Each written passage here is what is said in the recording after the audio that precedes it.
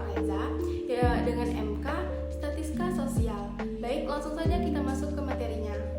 Nah, baik, boleh dilihat dari data yang saya olah, yaitu sebuah data informasi mengenai 50 siswa. Nah, yang pertama itu ada student ID atau ID unik setiap siswa, minimum 1, maksimum 50, rata-ratanya 25,5, yang mana artinya itu identifikasi siswa dari 1 sampai 50 dengan distribusi yang rata. Nah, terus yang kedua itu ada age, usia siswa minimum 14, maksimum 17, rata-ratanya 15,64 dengan standar deviasi. Nah, yang dimana artinya usia siswa bervariasi dari 14 hingga 17 tahun dengan rata-rata 15,65 tahun. Nah, yang ketiga ini ada reading score. Skor membaca siswa minimum 470, maksimum 646, rata-rata 546,5, standar deviasi 54,1393, yang dimana artinya skor membaca siswa bervariasi dari 470 hingga 645 dengan rata-rata 546,6. Yang keempat ini ada math score. Skor matematika siswa minimum 460, maksimum 635, rata-rata 545,6, standar deviasi 57,5046, yang dimana artinya skor matematika siswa bervariasi dari 460 hingga 635 dengan rata-ratanya 545,6. Nah, yang kelima itu science score. Skor sains siswa bervariasi dari 450 hingga 655 dengan rata-rata skor 544,4. Nah, sedangkan yang nomor 6, sosioekonomi indeks. Indeks sosial ekonomi siswa berkisaran dari 2 hingga 12 dengan rata-rata 7,02. Yang ketujuh ini horseback on studying. Siswa menghabiskan waktu belajar dari 14 hingga 30 jam dengan rata-rata 21,8 jam. Nah, yang ke-8 ini jenis kelamin. Distribusi jenis kelamin seimbang dengan nilai rata-rata 1,5 dengan mengidentifikasi proporsi antara dua jenis kelamin. Nah, yang nomor 9 ini tingkatan pendidikan orang tua. Pendidikan orang tua bervariasi dari 1 hingga ke 4, rata-rata 2,3 yang menunjukkan tingkat pendidikan yang modern. Nah, statistika deskriptif ini yang saya pilih untuk memberikan gambaran umum tentang distribusi dan karakteristik dasar dari dataset tersebut. Nah, hal ini penting untuk memahami data sebelum melakukan analisis yang lebih mendalam lagi. Nah, bisa dilihat dari tabel Cisware. Di dalam tabel itu ada persen Cisware. Value-nya itu 353,33, DF atau decrease of random 248, asymptotic signifikasi 0,000. Nah, di mana nilai signifikasi p-value sebesar 0,000 menunjukkan bahwa ada hubungan yang signifikan secara statistik antara variabel yang diuji karena p-value lebih kecil dari 0,05. Nah, boleh dilihat di samping tabel itu ada tabel refleksi linear.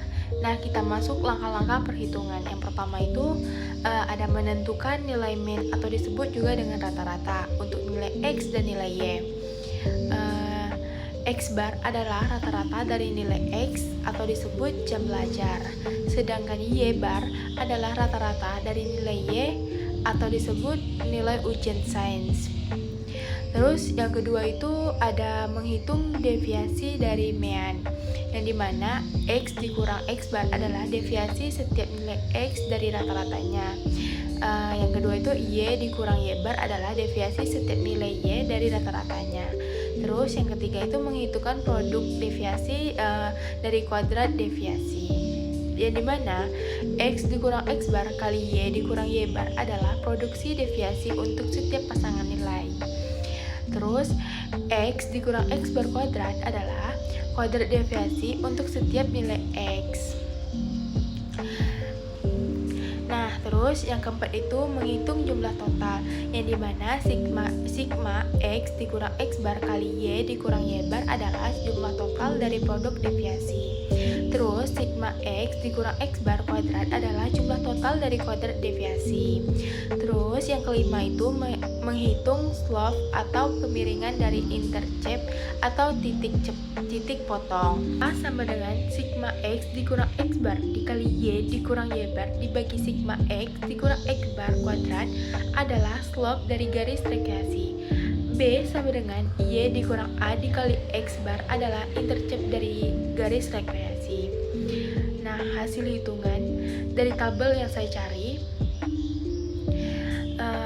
X dikurang X bar dikali Y dikurang Y bar sama dengan 3,522. X dikurang X bar kuadrat itu sama dengan 243,6. X bar sama dengan 21,8. Sedangkan Y sama dengan 501. Nah, menghitung slope A sama dengan 3,522 dibagi 243,6 sama dengan 0,014. Menghitung intercept B sama dengan 501 dikurang 0,014 dikali 21,8 sama dengan 501 terus dikurang 0,3052 sama dengan 500,6948. Persamaan garis rekreasi linear itu Y sama dengan 0,014 dikali ditambah 500,6948. Maka dari garis linear slope atau kemiringan A sama dengan 0,014 ini menunjukkan bahwa setiap tambahan 1 jam belajar akan meningkat nilai ujian sains rata-rata sebesar 0,014. Intercept atau titik potong B sama dengan 500,6948 ini adalah nilai ujian sains rata-rata ketika waktu belajar adalah 0 per jam. Nah, garis linear ini memberikan gambaran tentang hubungan linear antara jumlah jam belajar dan nilai ujian sains. Slope positif menunjukkan hubungan positif di mana lebih banyak waktu belajar cenderung berhubungan dengan nilai ujian yang lebih tinggi. Nah, bisa dilihat dari tabel koefisien yang dimana nilai sains skor diprediksi menjadi 291,248 ketika horse speed on studying-nya 0, koefisien ini disebut dengan intercept. Dengan p-value 0,000, intercept ini ada hubungan linear yang signifikan antara waktu dan skor sains. Nah, sedangkan horse speed on studying, setiap penambahan 1 jam belajar diprediksi akan meningkat sains skor sebesar 11,612. Beta 0,893 menunjukkan kekuatan hubungan antara horse speed on studying dan sains skor. Nilai ini menunjukkan bahwa horse speed on studying memiliki pengaruh yang sangat kuat terhadap sains skor. Nah, dengan p-value 0,000, hubungan ini signifikan secara statistik. Nah, selanjutnya kita bahas perbandingan regresi linear dan uji Schwer. Yang pertama itu kita bahas persamaannya dulu. Kedua ini menunjukkan hubungan yang signifikan secara statistik antara variabel. Kedua ini menggunakan sampel yang sama, 50 siswa. Terus perbedaannya itu uji Schwer ini menilai hubungan antara dua variabel kategori atau lebih dapat memberikan nilai signifikasi hubungan tersebut.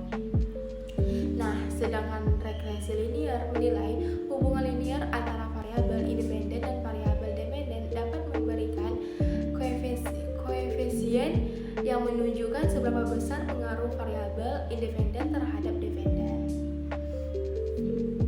Nah, selanjutnya itu rekomendasi dari saya.